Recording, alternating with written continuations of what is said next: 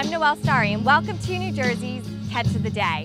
I'm standing here at the South Jetty at the end of the Manasquan River, where the Manasquan River meets the Atlantic Ocean. This inlet is actually one of the busiest in the state for commercial fishing vessels, private and charter boat operators, jet skiers, kayakers, and even scuba divers. If you look around, it's pretty obvious to see that this area has a pretty heavy fishing influence. The area has a long history in the fishing industry and boasts having one of the largest commercial fishing fleets in the state. Manasquan Inlet is bordered by the town of Manasquan to the north and by Point Pleasant Beach to the south, and nestled in between is a quaint little town called Brielle, where one of the oldest fishing charter operations is still running daily fishing trips. And right next door is Shipwreck Grill and Marina, where the name of the game isn't fishing, it's scuba diving. Hi, I'm Bill Cleary. I own the Shipwreck Grill restaurant and the marina. Hey, Bill. Noelle, I presume. Hi, nice meeting you. Bill Cleary, very nice to meet you. Nice meeting you too. So tell me a little bit about where the name Shipwreck came from. The name Shipwreck refers to my passion for shipwreck exploration. I'm a scuba diver.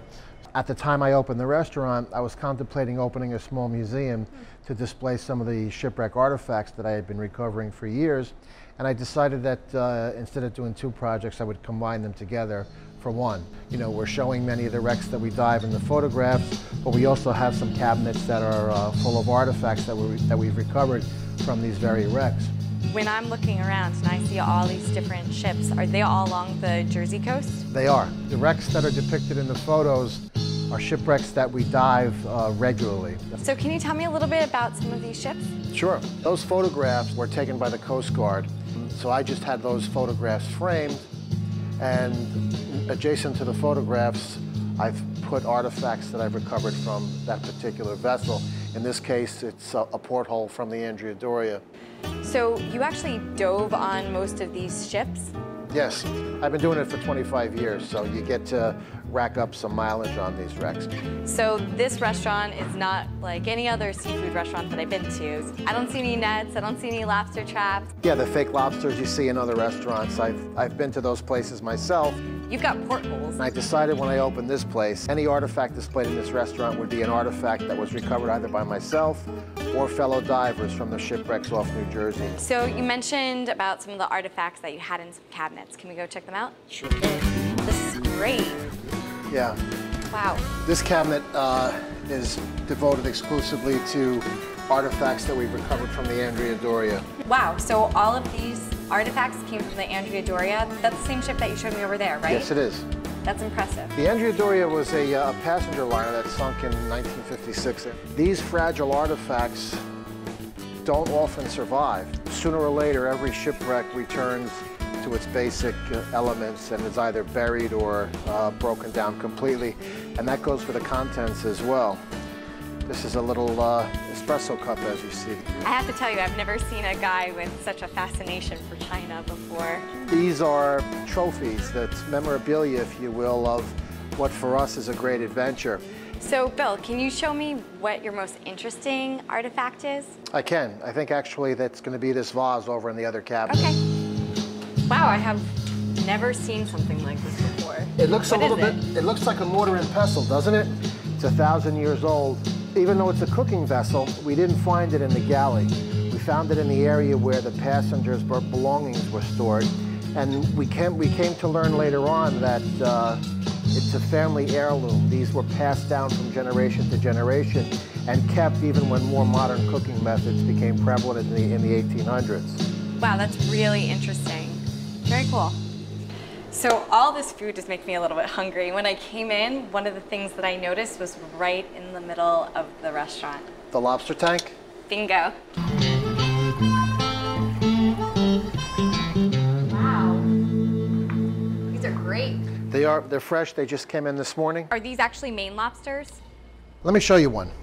What people call the Maine lobster is actually the American lobster.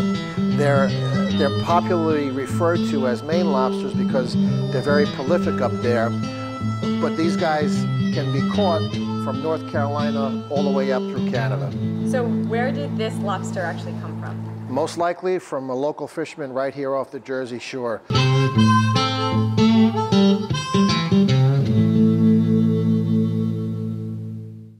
That was so interesting. Who would have known that Maine lobsters actually come from Jersey, or that scuba diving was prevalent, or that Jersey even had so many shipwrecks?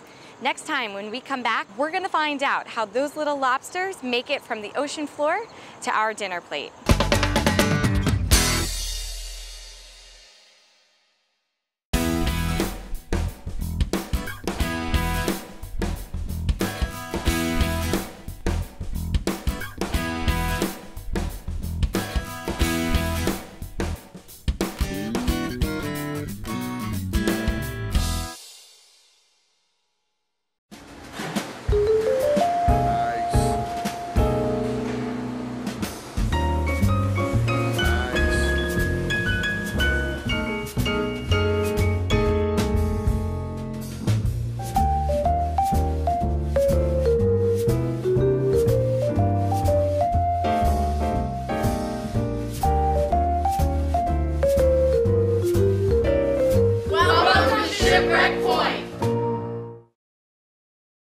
I was born in Portugal. Came to this country, I was 18 years old, so it's been a long time. Over 32 years. Enjoy living in this country and I love it. I consider myself American.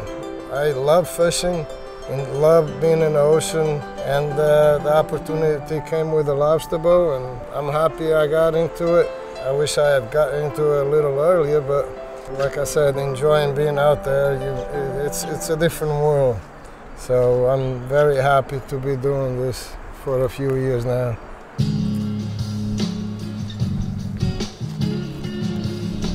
Hi. Hi, how are you? Good. I'm Noelle. I'm Oscar. Nice Hi, meeting you. Oscar. All right, I'm all ready to go lobster fishing. Well, we got a beautiful day. Yeah. But looking at your feet, I don't think so. I can't go out there like No, you can't. You're gonna get wet. You don't want to get wet. Okay, so I'm gonna head over to the Fisherman's Supply store, and then I'll be back. Very good. All right, I'll see you Forward soon. to it. Very good.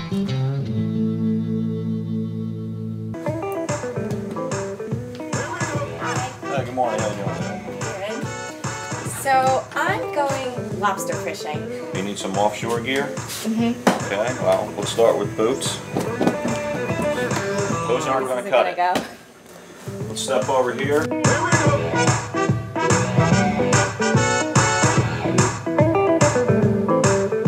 You like pink? Love it.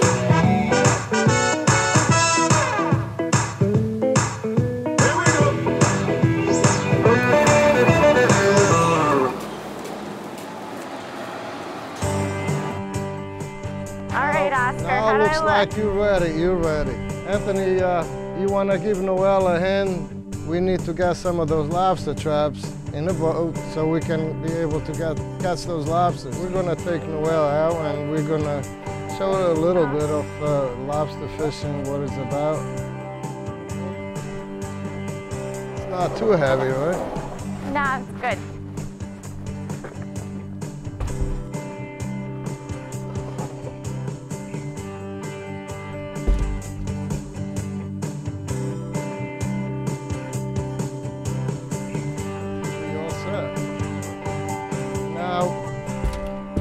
We already got the bait on the boat. Now the next step consists of bagging the bait into the bag so the lobsters will have some food and attract them to the trap. Okay, you ready to bag some bait? Yeah, what do we gotta do? Grab a bag, Okay. open it up.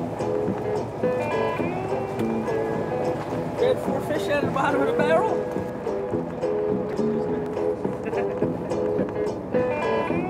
Okay, now where's it go? Goes in the barrel.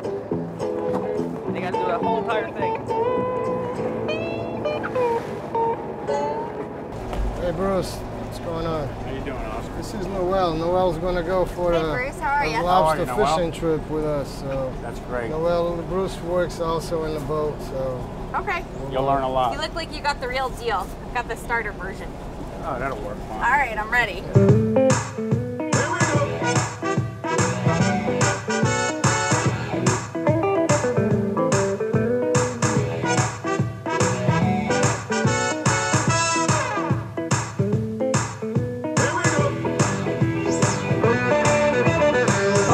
That's Point Pleasant right over there, and I can't believe that we're lobster fishing right offshore. Today we're gonna go just a couple miles out. So today we'll do this a little different than normally. We're gonna just show Noel how it's done, so at least you'll have an idea of what it is about lobster fish. Okay, Bruce, so can you explain to me what happens inside one of these lobster traps? Certainly. Okay. These traps come in various sizes. Okay. Their structure is made out of vinyl coated wire, and this is the door that shuts the opening so we can do what we have to do. And it's held closed by bungee cord and a clip, just like that. This is the entry part of the trap where the lobsters come in to feed. Of course, the bait is hanging in the kitchen. The lobsters come in through the heads. They start feeding. Usually they turn around and go through the parlor heads and get trapped in the parlor section of the trap. And that's when the lobsterman comes along and does his thing. And each trap has a section like this. It's very important. It's called an escape vent so that smaller lobsters and other species can get out of a 2-inch opening. And each escape vent has a rust-away clip so that if the trap gets lost off your lines, these clips will rust away. This section will open up so they can't escape. And that's basically your trap in a nutshell. Thanks, Bruce. You're welcome. We're at the point that we got the bait ready, so we're on the way start getting ready to set the pots. So we threw the buoy line. One of the guys throws the first pot out, and as the first one goes, automatically we'll pull the next one will pull the one after, and so on until we get to the last pot.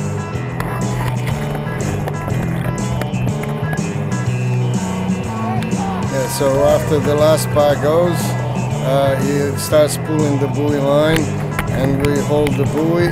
When it gets to the end, we just throw the buoy out, and they're ready to start catching lobsters.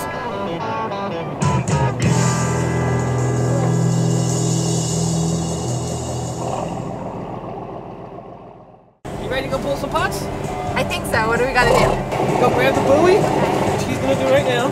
Okay. What do I do? Okay, now it's time to start pulling the pots out. We look for the buoy. We approach the buoy. I'm trying not to. Oh my God. No. One of the guys pulls the buoy into the boat. Keep pulling. Keep pulling. And the buoy line is put into the hauler. And we start hauling the line into the boat.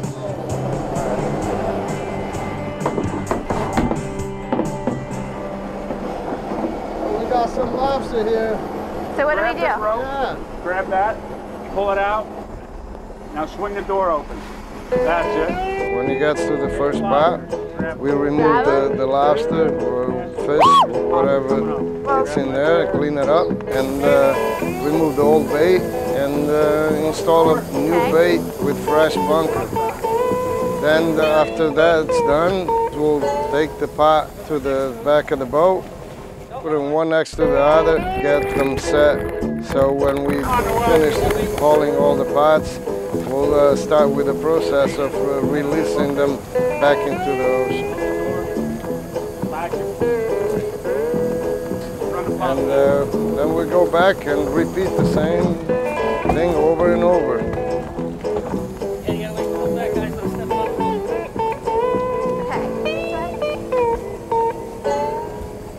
So Bruce, how many pots, like today we were only working with 6 pots. How many pots do you guys typically work with in a day? In a day, usually between 500 and 600 traps. That's a lot of pots. It's a lot of traps, and it wears you down. I'm super impressed. So when we came out here, it was sunny, it was gorgeous, and now I see it's getting a little breezier. We've got some darker clouds coming in. Is this what I think it is? A little bit of bad weather? Oh yeah, a little bit of bad weather's coming in. So I guess it might be time to go home.